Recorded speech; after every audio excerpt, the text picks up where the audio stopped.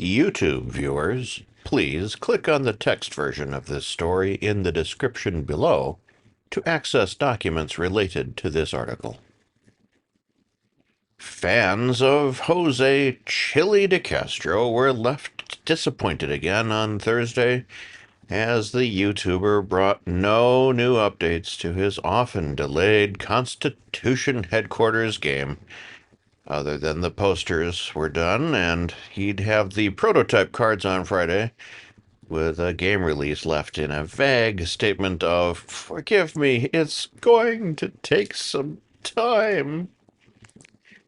DeCastro delivered 2 more days of stripped-down OBS-powered live streams in vertical format on Wednesday and Thursday.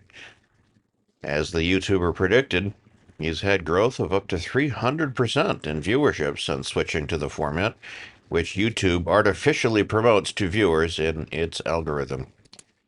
Unfortunately for DeCastro, 300% put him in a range of 300 to 500 people viewing at any time on his main channel.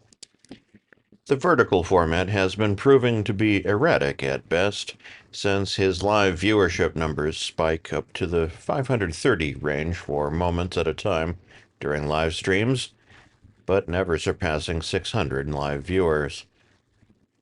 His fans have criticized the change, as DeCastro's physical characteristics have been highlighted by his new camera angles. His now prominent double chin showing off his advancing age, and has made some question if he is no longer holding himself to the high standards he demands of others. Presently, pre-sales of DeCastro's Constitution headquarters game have been sitting at 7 copies sold on his DeleteLawZ.com website. The site has a counter that started at $9,999 and moves backwards with each sale. It has been stuck at $9,992 for most of the week. 7 units sold may not be an official figure, as DeCastro has bragged from his Twitter account in recent weeks that he has 1,000 pre-sales of the game when confronting a former associate. If true, DeCastro would be flush with pre-sale money, with nearly $69,000 at his disposal. Unfortunately for the YouTuber, it doesn't seem that the boast is true. He warned his audience that if he had incurred a $900 traffic penalty like the person featured in the video he was watching, his finances would be destroyed, and he'd face financial ruin. DeCastro's apparent desperation was at play on both Wednesday and Thursday, as he resorted to his old tactic of pitching his trifold product for quick sales. Thursday was especially bad, as he was offering a "buy a trifold, someone else gets one for free" promotion, and promised to give out multiple trifolds without the corresponding sale to fund the giveaways.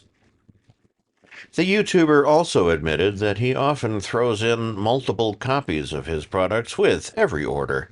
While it indicated that he had stockpiles of unsold and apparently unwanted product on hand, it also showed that he simply does not seem concerned about devaluing his products to the point where he makes little to nothing off every sale.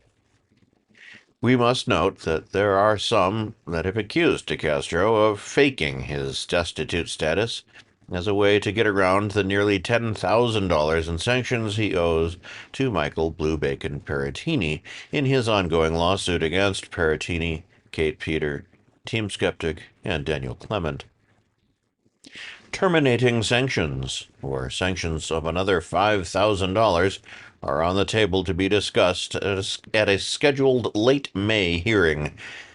DeCastro himself has attempted to dismiss or reset the case in recent weeks, vowing to refile it in another venue at a later time to tell his story to a more forgiving court.